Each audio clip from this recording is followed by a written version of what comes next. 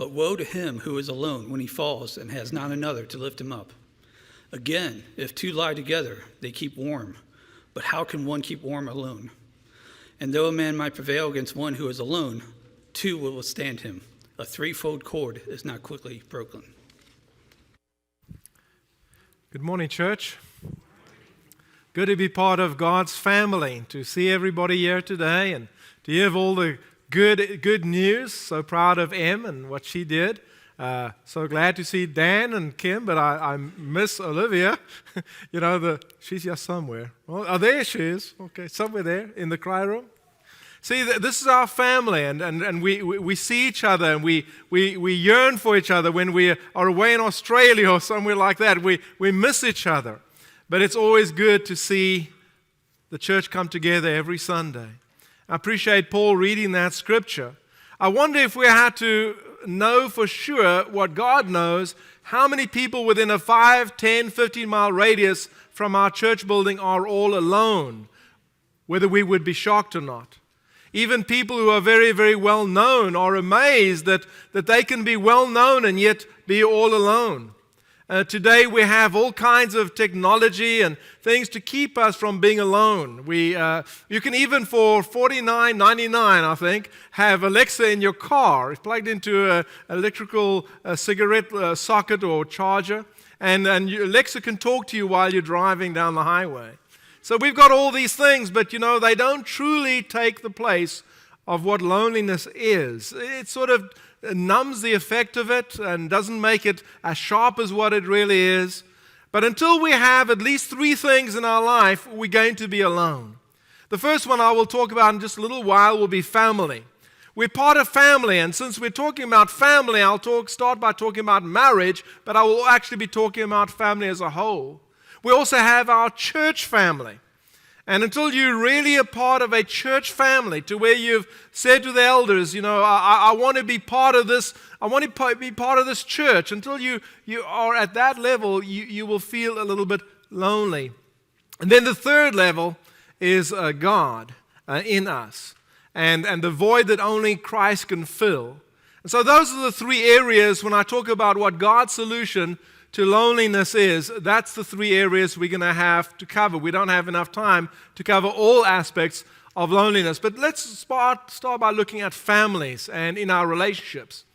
When it comes to marriage, Paul the Apostle, who might have written some of the words we'll read this morning, he wasn't married.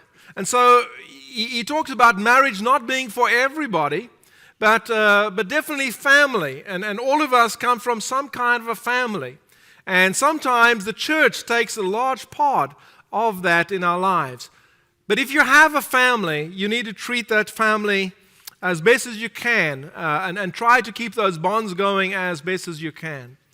In Hebrews chapter 13, verse 4, God says that we ought to keep the marriage bed holy, that everybody should talk highly about marriage. And we know that's not the case today, and the reason is because God will judge the people who are adulterers and those people who are sexually promiscuous. But going off that, going a little bit deeper and maybe talking about it from a positive point of view, Solomon is busy talking to his son and he's giving him advice. And he's talking about the exclusivity of marriage, he's talking about the beauty of marriage, and he's also talking about the warning that comes with marriage. First of all, he says in verse 15, drink water from your own cistern. In other words, the place where you get your water from. Then he talks about the well, flowing water from your own well. And here you see the exclusivity in it. He says, should your springs be scattered abroad, streams of water in the streets? Your marriage, your marriage unit should be just for the 2 of you. And so you need to be protective of that. You need to take care of each other's needs so that one person isn't lonely in this situation. And then verse 17, let them be for yourself alone and not for strangers with you. That's pretty blunt, right? If I had to read you these words from the Message Bible, I would blush. I couldn't read you this from the Message Bible. So if you want to know more clearer, just pick up a paraphrased version of the Message and it'll tell you even more deeply. But then he starts to go off from the exclusivity of it to the beauty of it. And he uses a lot of analogies. Let your fountain be blessed, and rejoice in the wife of your youth. And here it comes, a lovely deer. This is speaking about love. Then he moves on to grace. A lovely deer, a graceful doe. And so in a marriage, there should be love, there should be grace, and there should be of what else he's going to talk about. Let her breasts fill you at all times with delight. Be intoxicated always in her love. And so there you see the beauty of marriage even in this. And so he goes on to be more specific. Why should you be intoxicated, my son, with a forbidden woman and embrace the bosom of an adulteress? And here is the warning. For a man's ways are before the eyes of the Lord, and he ponders all his paths. It's very hard to miss the beauty of this passage. It's very hard to miss the warning and the exclusivity of it, all that should be encompassing of marriage. And so as we look at this, we're very fortunate if you've gone like I have. I think it's been 36 years from the first moment I saw my wife. Well, she wasn't my wife then. She wasn't even my girlfriend. It was a blind date. And I knew from that split second that I would spend the rest of my days with her.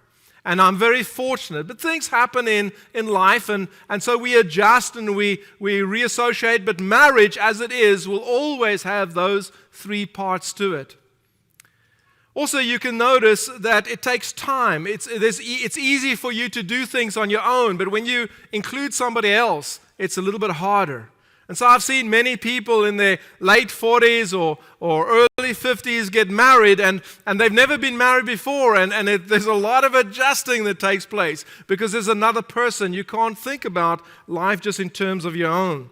And so I have a few things that I have written down here of what will make it work a little bit better. This is Dr. Guy Winch writing from the Huffington Post, and he says, 5 tips to improve a lonely marriage. The first one, he says, is take the initiative. Take the initiative. The second one, he says, is don't expect your spouse to reciprocate immediately. Then number 3, he says, remind yourselves of shared experiences, of happier days when you did things together. Number 4, he says, suggest simple and innocent activities to begin with, like cooking a meal together. And then number 5, probably the most important, see life from your spouse's perspective. These can be included in a normal family, and these last 5 are 5 hacks to make my marriage better from health.com, but you can relate them to a normal family also. Number 1, and so I'm going to do that. In a family, do not have the blame game. Those of you who have been listening to my preaching for a while will know I can talk for maybe a few days on blaming and how blaming doesn't work and how blaming will just lead to bitterness and how blaming puts the power in another person's heart when the only person you can ever change is who? You can change yourself. So if you go into blaming mode, that's it. That's the end. You can't change the situation. So when you start blaming, immediately rethink it. What can you do in the situation? How can you improve?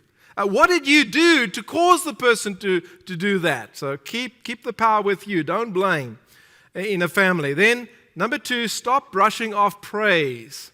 Stop brushing off praise. It's not easy to accept a compliment, is it? Tom gave a beautiful compliment to somebody today, and it's not easy to accept that. But yet it shows you what other people think about you. And so rather take it as what it's meant for, something good. Number 3, change your view on conflict. When conflict arises in a relationship, in a family, or in a marriage, our immediate desire is to say it's bad. But conflict can be good because conflict is an opportunity to improve your relationship. Conflict doesn't always have to lead to withdrawal. It can lead to the opposite. Number 4, I really like this one. Cultivate an attitude of gratitude and then share it. If you can be a grateful person, if you can have grateful thoughts going on in your mind and then express those grateful thoughts to each other. And then number 5, get happy for each other. You know, when people do well, you ought to do well. Every day when my son comes home from having worked with my brother, I ask him, how was it? How did it go today? And I was so excited to hear yesterday, it was a good day. And I'm so happy for my brother when I hear those things. My wife got a position a while ago, and Jeff, she's now the boss. She's the boss. I'm happy for her, so we need to be happy for each other and sharing each other's happiness. There was a dad who was building a pathway leading up to his house, and it was very dangerous because he was lifting these big blocks, and his daughter wanted to help him. And so she came up and she said, Dad, can I help you? And the dad could see toes being crushed, and he immediately shunted her off one side, and he saw her fallen countenance, realized he'd made a mistake, and invited her to help him. Well, it took about twice the time that it would have taken to have built this. But at the end of the day, when they sat down at the dinner table, the daughter said, me and Daddy built the path, And that's sort of how we need to view things with a family and with marriage. It takes a little bit of extra time, but it's so worth it. And so let's just go through some of these. You remember The Princess Bride when the guy said, marriage is what brings us together today. He likes that, right? There's a lot of things that we need to understand, but God put this in there, placed marriage in this world to counteract loneliness in that area of our lives. And families are so important. So let's go on to the next one. Okay, we're coming to it. There it is. Also in our church, loneliness in our church, it's there either as a mission or a ministry, and there it is as part of being a friend or part of being a team. Some of you will come to church and you will come a little bit earlier and maybe grab a cup of coffee or a sandwich and you will start visiting with people, and pretty soon you will find networks of friendships. You don't have to be coming to Summit for very long to know somebody's going to tap you on your shoulder and say, can you help with this ministry? Can you help with that area? We have so many things that we would like to do at Summit that we can't do unless we form these friendship bonds and these teams. And Jesus knew that. A while ago, I started to do things on a Monday, which was look for people that had special needs. And then I would send out emails and say, can you visit this person, or can you send this person a letter, or you can send this person a card. Well, I haven't done that for a while. And the reason I haven't done that for a while is because that's something Will Rogers and I did together. That's my 2x2. And then for the last 2 months, I think we weren't visiting on Thursdays. We weren't visiting any seniors. And the reason for that is because that's what Bill and I do. That's the 2x2. And that's the principle that God has placed in the church. It's very dangerous to do things on your own. Ministry can be very lonely. Being an elder, for example, can be very lonely, or a deacon, or being part of a staff. But if you know this principle, it really does work. And so, we see Jesus is about to send the disciples out. He marvels at their unbelief. And then it says he called the 12 and began to send them out, how? 2 by 2, and gave them authority over unclean spirits. And for time's sake, I'm just going to run over the things that shows the plurality of what they were doing. You'll see in verse 12, so they, there you see it, and you see in verse 13 again, and they cast out many demons. And then in verse 18, chapter 6, verse 18, where John the Baptist is preaching, it says, it is not lawful for you to have your mother's wife. And because of this message, eventually he died. His head was chopped off because Herodias, who was Philip's wife, was not happy. And she was now married to Herod. But I find it amazing that Herod keeps this preacher around in sort of like in jail, and he listens to his sermons even though he didn't like the message. So in chapter 16, verse 20, we read these words. For Herod feared John, knowing that he was a righteous and holy man, and he kept him safe. When he heard him, he was greatly perplexed, and yet he heard him gladly. Steve, how'd you like to be John the Baptist, right? I'm going to keep you around. I don't quite like the message. You hurt my conscience every time, but I'm not going to get rid of you. But I'm not going to do what you're telling me to do either. Could you imagine how lonely John the Baptist must have been? He keeps him safe like a dog in a cage, like a bird in a little bird cage. Really sad. I think about Paul the Apostle at times in 2 Timothy, for example, in chapter 4, just before he dies. He's all alone. He says, send so-and-so to me because I'm alone here. Ministry can be very lonely. I'm also thinking about, Bill and I went to visit Earl Cardell, and he's all alone now. And various members that as they get older, they end up being all alone. And that is something that we as a church need to understand. It's our job to make sure that there's no loneliness in this case. And Jesus says, if you will go out and preach the gospel, take the Great Commission to all the world, he says, and lo, or behold, I will be with you always, even to the end of the age. So when it comes to this mission that we have, we see that there's also certain things that you can do. This comes from Forbes magazine, 5 ways to become a better team player. We have a lot of different teams getting together on that board there. And yes, some ground rules that this person says. Number 1, create the ground rules. We don't like to have ground rules when it comes to teams because we think it will bring down creativity, but it doesn't. Number 2, ensure everyone participates. It's interesting how when you have a class or a group or a cell group or a small group meeting, how normally it'll be one person talking more than all the rest, right? And that shouldn't be that. You should let everybody participate. Number 3, don't assume everybody knows everything.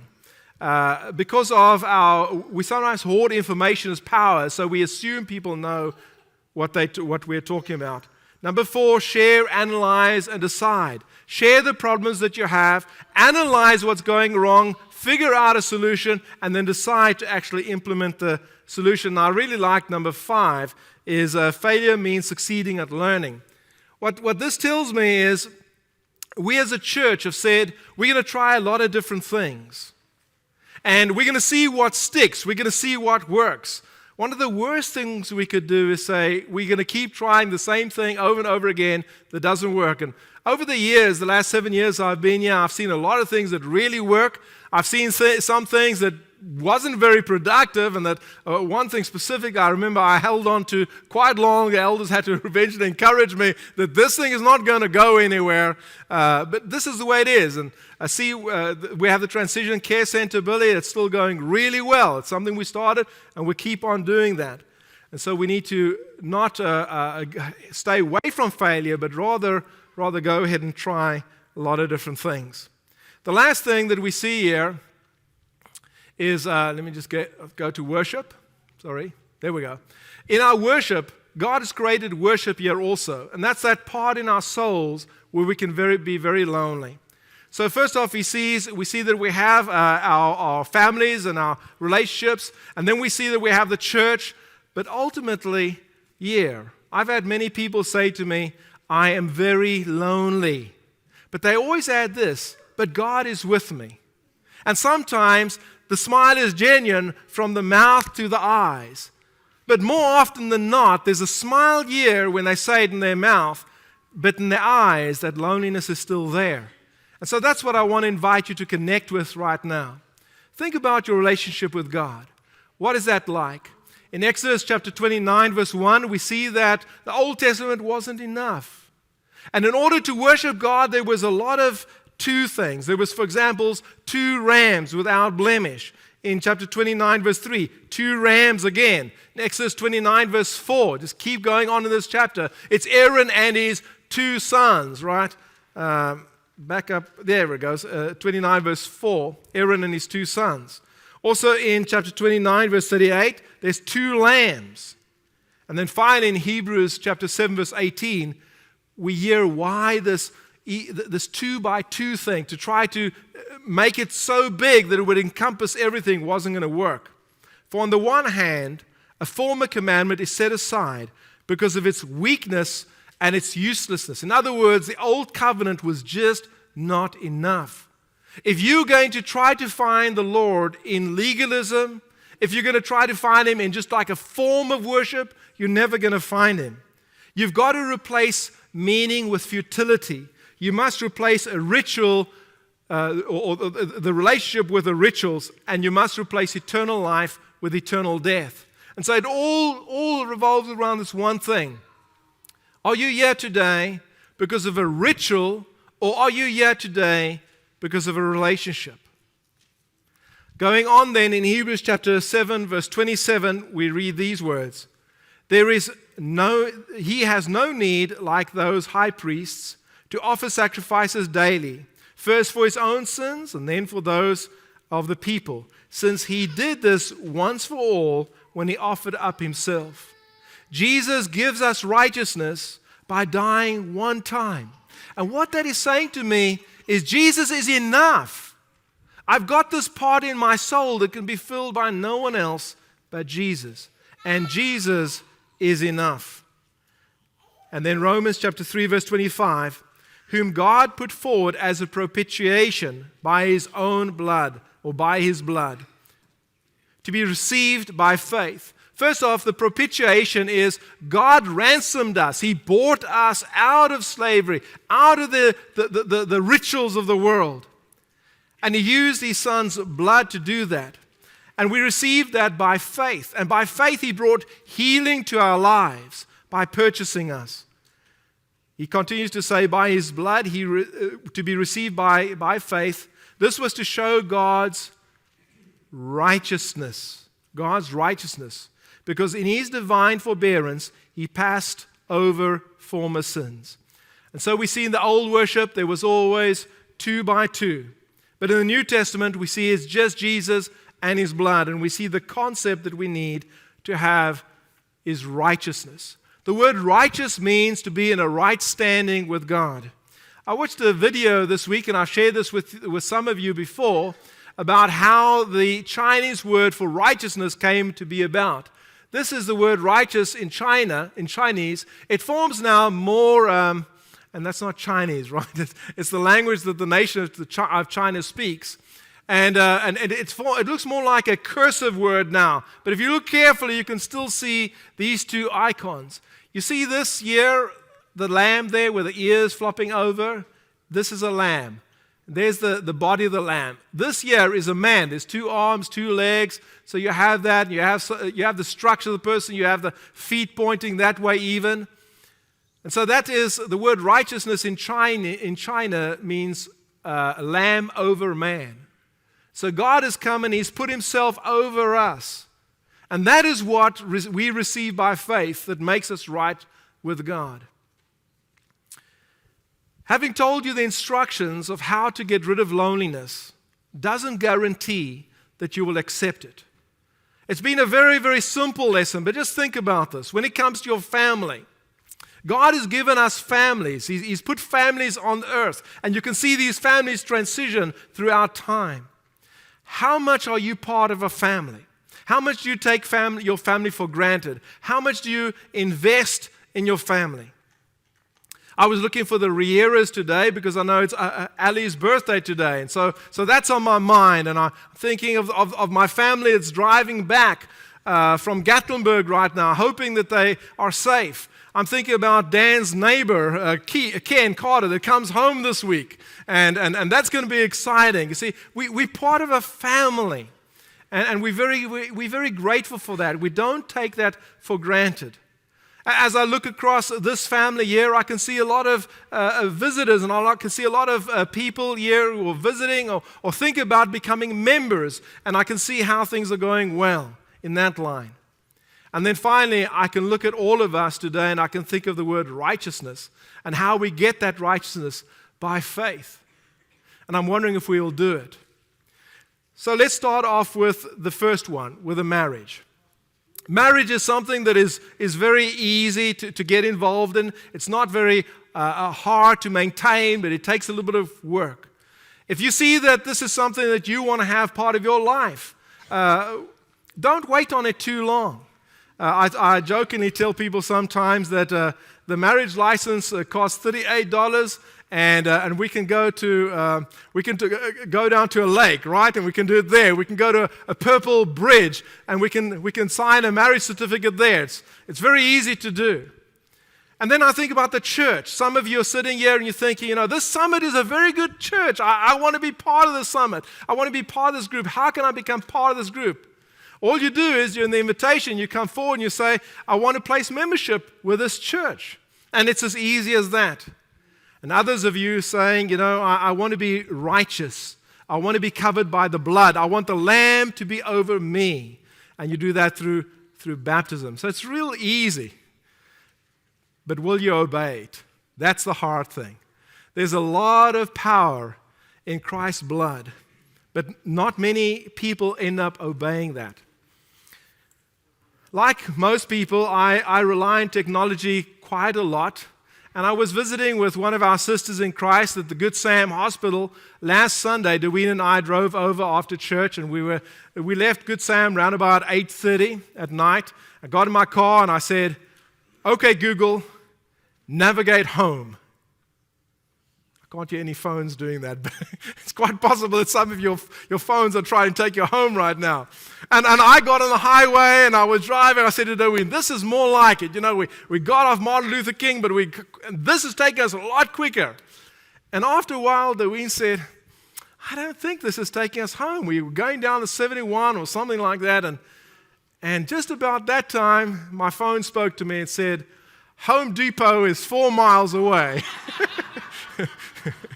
Just because you get the instructions doesn't mean you're going to follow it. And if you follow it, you better make sure that the instructions are coming from the Word of God. If you want to become part of this church family today, please accept that invitation by coming forward and letting the elders know that. If you want to become a Christian, please allow the blood of the Lamb to cover you right now. The gospel is the death, burial, and resurrection of Jesus Christ. You come here by being baptized in Christ, by being buried in Christ, and resurrected to walk a new life.